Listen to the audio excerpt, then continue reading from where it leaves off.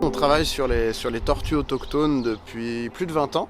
Donc on a participé à la réintroduction de la cistude d'Europe. C'est la tortue qui était là un peu depuis tout le temps et qui avait plus ou moins disparu des alentours du lac et qu'on a commencé à réintroduire il y a 20 ans. Du coup, avec les tortues de Floride, donc c'est des tortues exotiques parce que, comme leur nom l'indique, elles viennent de Floride. Elles étaient, il y a quelques dizaines d'années, elles étaient assez à la mode. On en trouvait dans les foires, dans les kermesses, on en vendait même, elles étaient toutes mignonnes, toutes petites. Et il y en avait beaucoup en fait, sauf que elles se développent assez vite, elles deviennent grosses, c'est compliqué de les garder en aquarium ou en terrarium, ça sent vite mauvais et les gens s'en débarrassaient en les mettant dans les rivières, dans les lacs. Sauf qu'elles se sont bien plus dans le lac et dans les zones humides autour du lac et elles se reproduisent.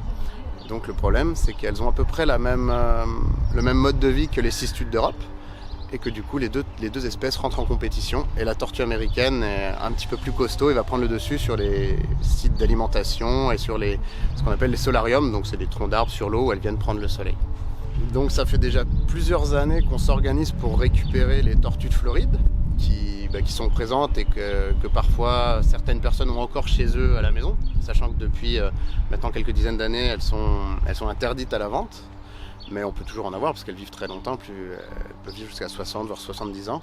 Donc que les gens puissent les ramener chez nous pour qu'on puisse ensuite les amener au parc de la Tête d'Or où il y a un grand parc où elles ne peuvent pas s'échapper, elles sont plusieurs, mais ça évite de les remettre dans le milieu naturel. On a décidé pour pas garder, parce que nous on n'est pas équipés pour garder des tortues tout l'été, donc on a mis 2 semaines dans l'année. Donc là il y avait la semaine dernière, il y aura une autre semaine, si je dis pas de bêtises, en septembre, ou en tout cas à l'automne. On communiquera sur cette semaine là aussi, qu'on règle un peu en fonction de la saison, parce qu'au-delà des tortues de compagnie, il y a aussi les tortues qui sortent là, à partir de maintenant, et même un peu plus tard, qui sortent à terre pour pondre, puisqu'elles pondent leurs œufs à terre. Donc à ce moment-là, certaines personnes peuvent les récupérer et nous les ramener.